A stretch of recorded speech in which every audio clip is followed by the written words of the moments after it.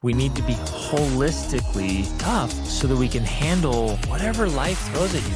We need to be more strategic as parents. Things seem hard because we are soft. Can't just be these helpless little babies that can't do anything. We want to be doing things that are so insanely difficult that hard things that come along are like, no big deal. Ladies and gentlemen, welcome to the Extraordinary Family Life Podcast. We're your hosts, Greg and Rachel Denning. And today's topic, I think, is one of the most important topics in parenting, hands down, in family life and in life in general. We're talking about soft and squishy, unprepared teens in today's world. When you think back to our grandparents, like they were doing things like going to war. Now today's teens they'd come out of the Great having... Depression. They'd experienced want, hard work, and then war. Like Yes. it was brutal. And now today's teens are having a hard time getting a job. Right. Or An easy job. away to college or on a mission or going to do any, like we hear these stories that you think are far-fetched and out there, but they're more common. Like parents are going to apply with their children at job interviews and to go to college with their children and to meet with the advisors and to help them with their classes. And like, it's gotten so bad that basic things have become so hard for teenagers to do and young adults that they literally cannot do them. They're having panic attacks. They're like having ongoing anxiety and depression. They cannot function in normal society. And this is in a society that is easier than it has ever been before in the world. I mean, they've got DoorDash and Uber Eats and like everything is ease and comfort. Yeah. And yet the suicide rates, the depression rates are off the charts. Well, the figurative and literal collapsing.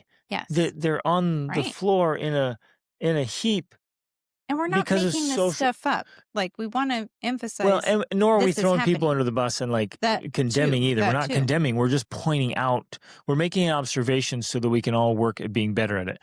And But this is happening to lots of people. Yeah, this very, isn't very like common. a one-off case. Right. This is happening to lots and lots and lots of So families. if it's happened in your family, which is likely it's happened in your family, you're not the only one. Right, So you're not the only one. You're not just like, oh, great, I failed. I'm such a loser. It's like, no, this is a generational thing. And Right. it's a societal thing. It's a massive problem. And so they're collapsing socially. They're just so terrified to have to go out and interact with people. The statistics now about teenage boys and men dating is like non-existent. They're not dating. They're not going out because it's so much easier and more comfortable to stay at home and text or just watch porn. Yeah, exactly. Like you don't have to go through, and that's even a small example of how this is working. You don't have to go through the discomfort of getting up the courage to get up, get dressed, present yourself, go out and talk to a real woman. And get rejected by her. Get rejected. Yeah. Because that hurts. That's painful. And that's it's so good uncomfortable. For you. It's so good for you. And so few people it. Because they're terrified, literally terrified of rejection. We're terrified Which men have always been terrified of rejection, but Right. beforehand there wasn't an alternative. But they fear rejection now, like earlier generations feared Death. an enemy army. Yeah. It's like, oh, there's a whole battalion coming over the hill. We might die. And now our generation's like, I have to go talk to people. What if she says, and I have to leave the house? And you're like, well, what are you so afraid of? I have this conversation all the time. Like, what is it? You're just crushed by anxiety and crippling fear and worry. What is it you're so afraid of? And you know what the answer usually is? The unknown. I don't know what to expect. I'm like, what's possibly, like, what's so terrifying? Like, what unknown? Well, I don't know what the food will be like. Are you kidding me? Like, what? And so we end up afraid or beat down by simple things, small things, insignificant things, because we, as a society, as a generation, are so underdeveloped. As I love to teach and often say, it's like things seem hard because we are soft. They feel really big, but only because we are really small. It literally, truly insignificant things, small things, pathetic things. Things that previous generations or people in other societies would look at like, you kidding me? That's stuff we do before breakfast in the morning. And it takes you months of therapy to work up to it? Like, what Mhm. is going on? And so it's a big, big problem that's holding Right. people back. And so while it is part of the tide of the turning and the generation, right? There are things we can do within our families to help our own children develop more resilience and grit and strength. And again, this isn't I never want to be misunderstood. We're not saying we have to go back to earlier times where people were just hard and hard hearted and, had no sensitivity for feelings or emotions or whatever. You know what I'm saying? Like, I think there's this idea of the toxicity of that time where you have feelings and you feel bad about something, too bad, just get over it. And you know what I'm saying? Right. Like, yes, there's this emotional aspect of ourselves we should respect and respond to Absolutely. and And acknowledge. have And that's feelings. okay. Yeah. That's fine. But at the same time, we have to have resilience. We can't just be these helpless little babies that can't do anything because of our emotions and Right. our fears. So I can experience, and my children can experience a full spectrum of emotion. Right. And generally, this is applied to men and boys. Like, oh, you're not supposed to cry. You're not supposed to have feelings. It's like, no, a young man or a man can have a full spectrum of emotions and feelings. It's fantastic. But that doesn't mean I have to become hypersensitive and weak And and unable offended at to everything. function, Right. Exactly. especially. Right.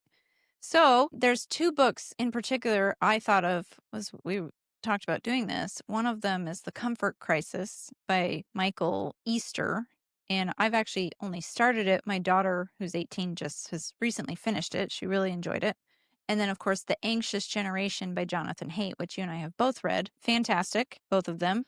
But Well, I also think about the book Grit by Angela Duckworth. yes, We're actually absolutely. reading that as a class for the Habits for a Successful Yeah. Life class. Like we're reading that together because it is so relevant and so Well, and important. that is actually the theme of Right.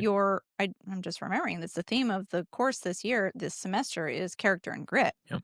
building this resilience. But especially in the comfort crisis, he really goes through and makes this case that's completely valid. I think we can all acknowledge that, in our modern day life, like we've already talked about, kids don't face discomfort on a daily basis. Like they don't feel cold. They don't feel hungry. They don't have to do anything that's really hard. They don't have to get out of their comfort zone. And that's, if you think about it, that's actually a very strange phenomena for the human condition. Like in It's all like of the first history, time in history. when, Yeah. when has that occurred? Like luxury, fantastic. But if you can't handle hard things, something's off.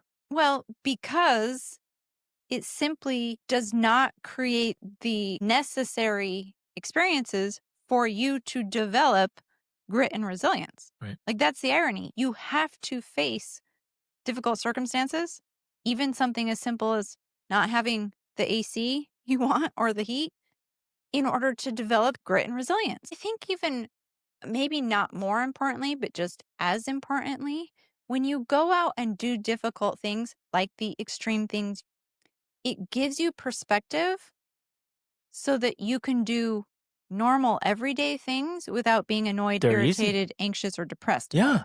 Like if I go run a marathon, a 5K is a piece of cake. Right. That's nothing. Exactly. Like you'd go out and run a 5K every day because you're like, I run a marathon. But if my life goal is to one day run a 5K, then Your life's too easy. walking to the corner is like, man, this is so hard. I had to take the stairs because the elevator was busted. Like, this is horrible. My life's so terrible. It's like, what is going on? So it's not only perspective, but it's also capacity. Right. And this is such an important point that I want everyone listening to really grasp and understand.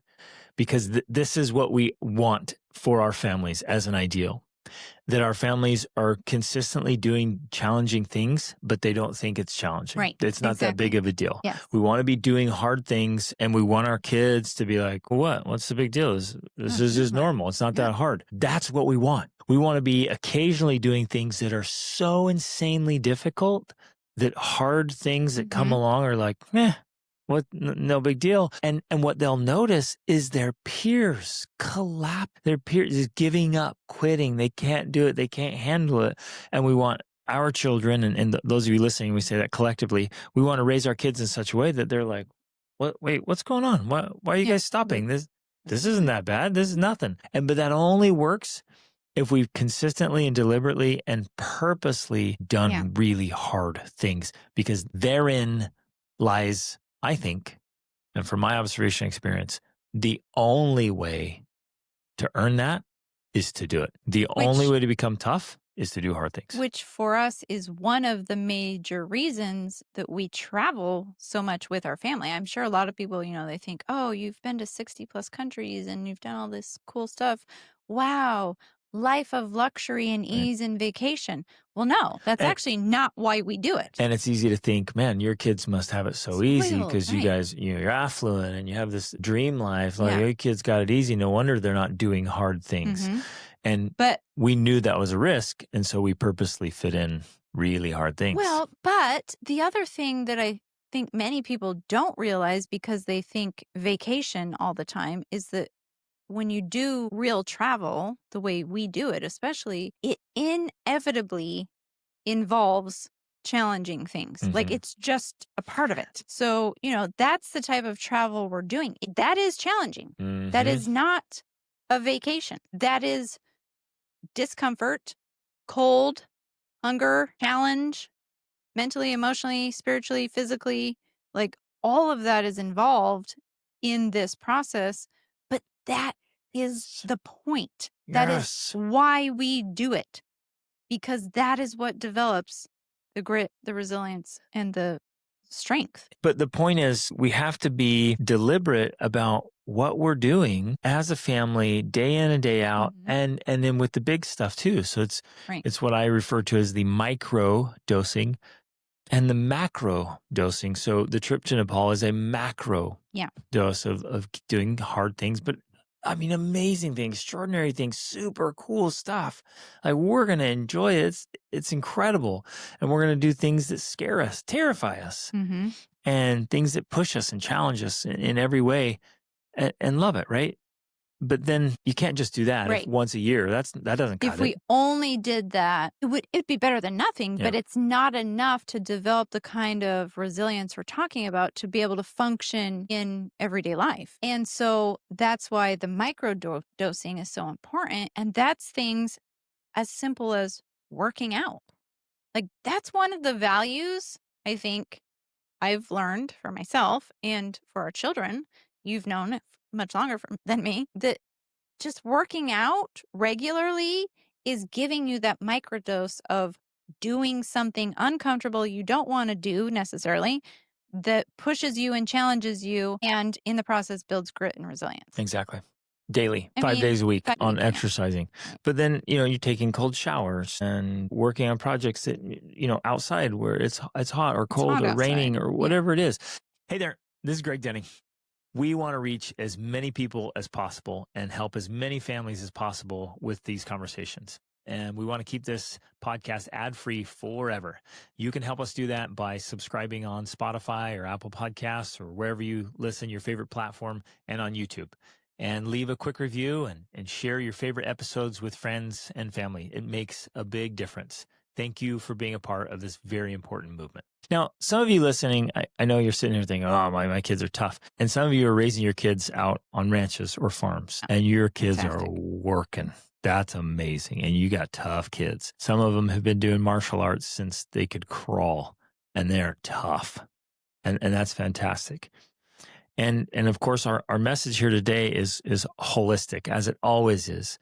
We need mental, physical, spiritual, social, financial, all of it. We want grit, character, and toughness in all of those things.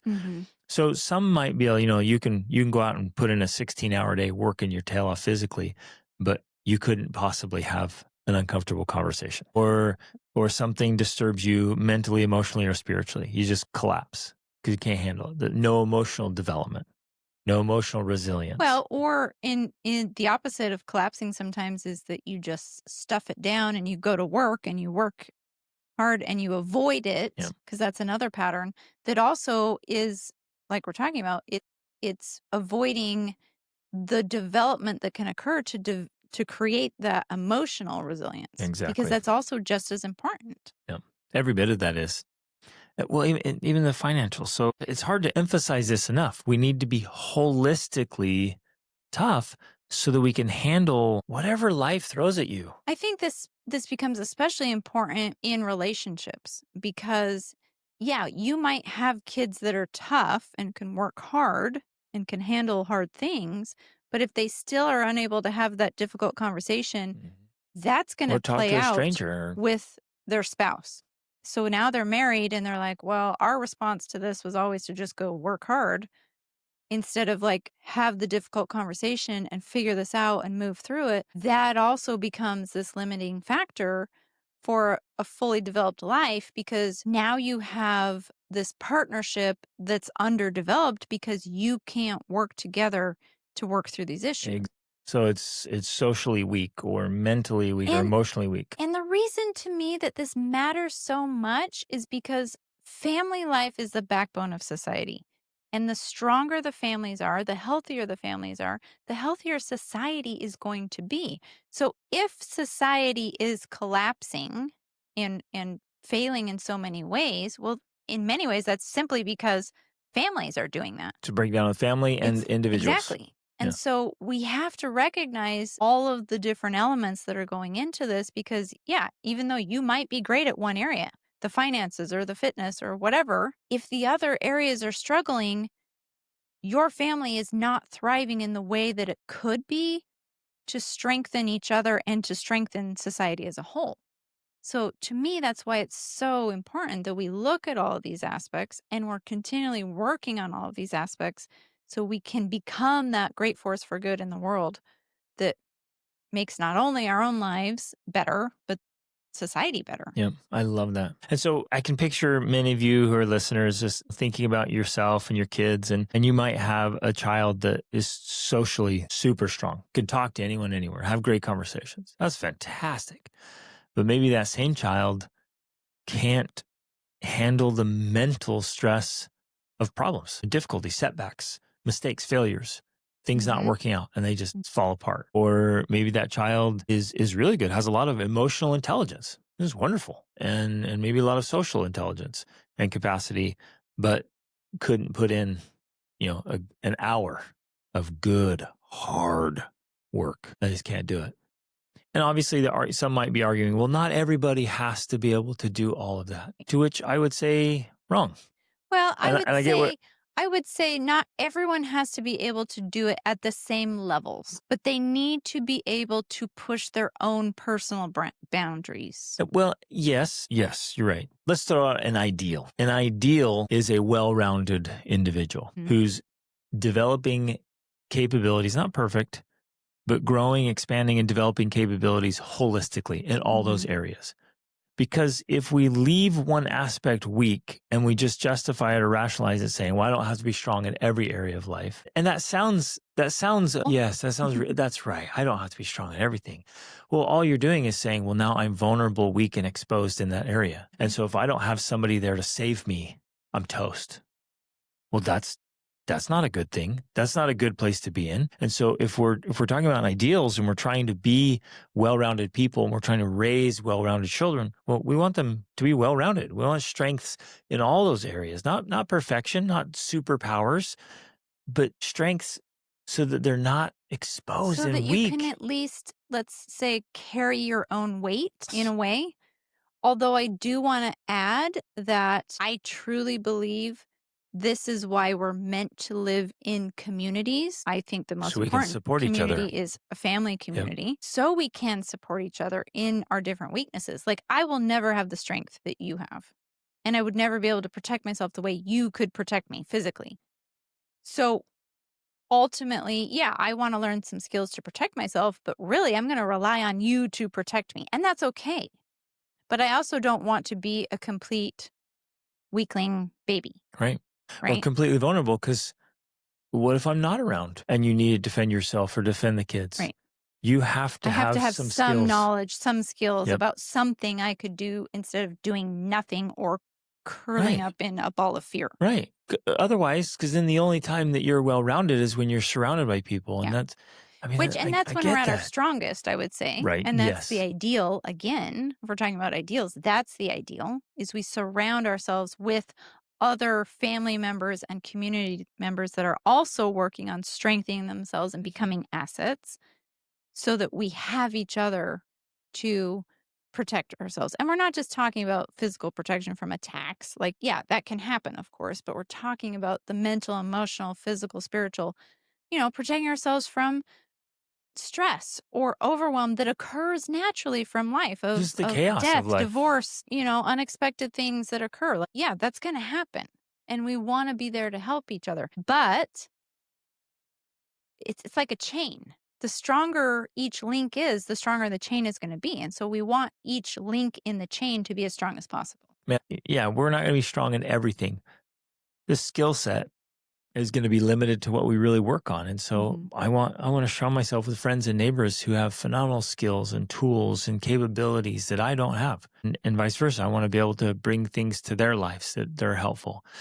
And one of the greatest challenges that we see right now is the lack of perspective as things as they really are, maybe we could say. And so we want, at least in our family, we want for me and Rachel ourselves to be capable and competent and tough, and for our kids to grow up that way so they can easily handle just the regular chaos and frustrations of life, the problems that happen, but also be ready for incredibly difficult things that will come, that do come, whether it's a natural disaster or a man-made disaster. And in a very small way, because I don't feel like it was a huge disruption, even though I think it's a significant thing that occurred with the power outage in Portugal and Spain. Like that's a big deal that entire countries go out of power. That's kind of a big deal. And then they never told us why. They never told us why, what happened. That's also weird. But it was significant to me that we were in Scotland and our children were fine. They had no problem. They literally handled it amazingly. And, it was not even an a issue hiccup. for them. They just were like, oh, sweet, let's roll with it. And they came up with solutions right away. I don't want to discount this or downplay it in any way, but I honestly probably think they would have been fine for a week at least. Easy. I would have been like, oh, we should get back to our kids if we can, but which flights were canceled, like all that kind of stuff was canceled. So, okay. But I also want to bring up some points from the anxious generation because he talks about how in general, kids are in these bubble wrap. They're overprotected from real life struggles, but then they're also protected from virtual harm. And so our kids are living in this little bubble from the real world. But in the meanwhile, they're being exposed to social media, which is extremely damaging for young women, and pornography, which is extremely damaging for men and women, and all of these other things on the internet that are literally just damaging their psyche while they're also not being exposed to difficult things that build resilience. They lack real life experience and they're being poisoned by virtual experience. Yeah. So the social media and the video games and even the porn are replacing real world experiences, which often include trial and challenge as a part of the experience, with these easy dopamine driven fake experiences. And it's all virtual. It's all fake. This may sound really weird, but hear me out. I think I'd rather have my son have a sexual experience with a real girl than with pornography. Right. Because it's real. I don't think that sounds weird at all. Yeah, because you're like, well, you have people like, no, okay, he looked at some porn, no big deal, and he masturbated. He didn't go out and have sex. I'm like, but one's like completely fake, and it screws up dopamine levels. Right. Well, here's why, you guys, and we've been talking about this a lot, but pornography screws up the dopamine levels so badly that true sexual experiences, which are super important for human beings, they get ruined. Right. Because they're too vanilla, they're too boring. It's not even good, normal, natural, beautiful, enjoyable anymore because the porn has completely distorted it and ruined it. Yeah.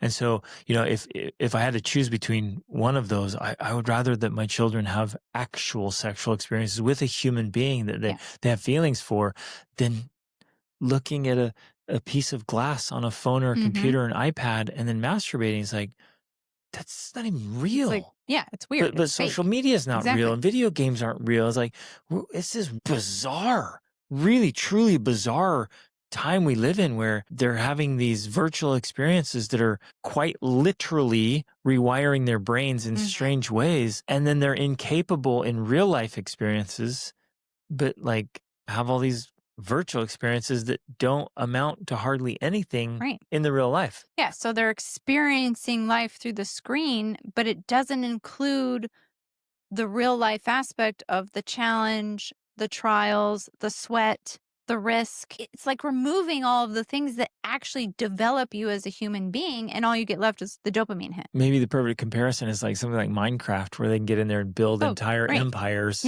without with breaking pushing a buttons, sweat. but they can't go outside and Build a fort. A fort, yeah. Right. And so then, of course, it's creating, they're comparing themselves with others. They have increased anxiety, depression, suicide, all of this. And in fact, Jonathan Haidt points it out in his book, is directly connected and caused by these things. It's not contributing. It's not correlated. It is causing anxiety, depression, and suicide. Yeah. It's so sad. It's a real problem. Yeah. So it leads to, of course, emotional immaturity. They can't handle criticism. They can't handle stress.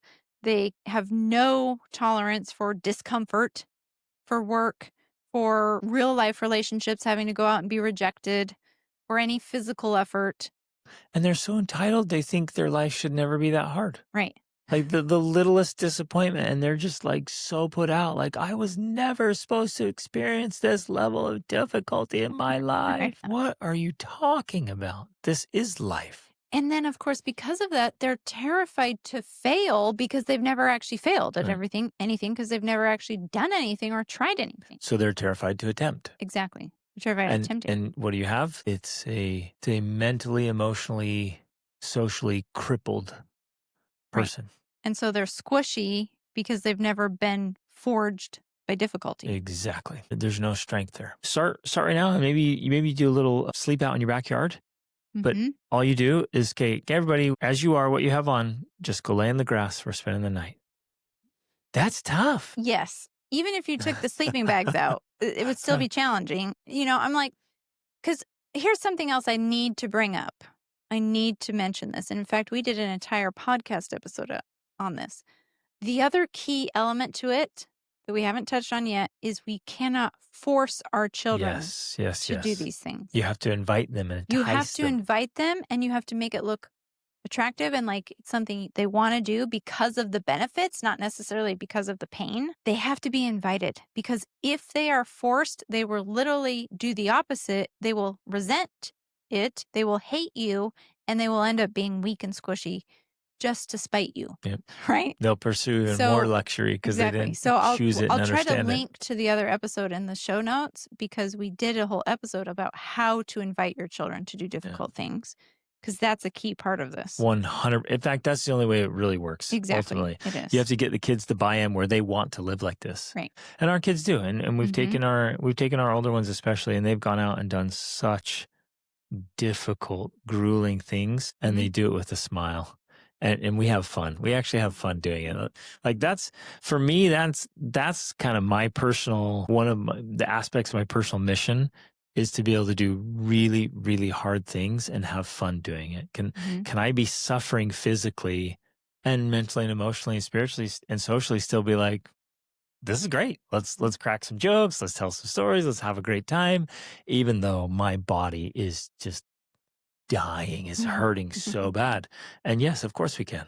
And in fact, you're really good at doing that. And so are the kids now. Like they're in, like they're having a blast. And like there's real true suffering going on when we're pushing limits so far, and they're smiling and laughing and having a good time.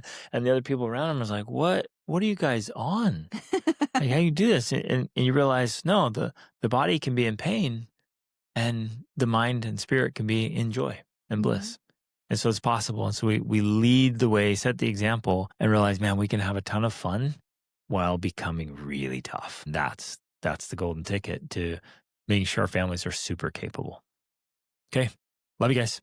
Have an absolutely fantastic week. Start planning and strategizing and implementing both microdoses and macrodoses. Get some big challenging trips or events or races or competitions on your calendar in the next 12 months, and start today to start doing smaller things with the kids and get them involved.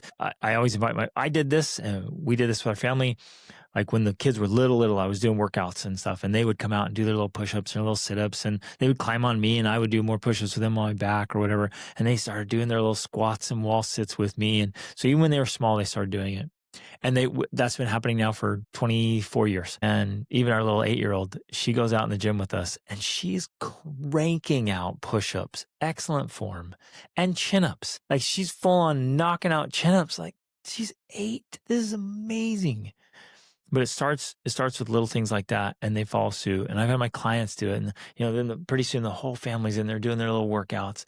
It's amazing. It's beautiful, and it starts building the culture, the dynamics, the family legacy that we want to create and live by. So love you guys. Reach upward.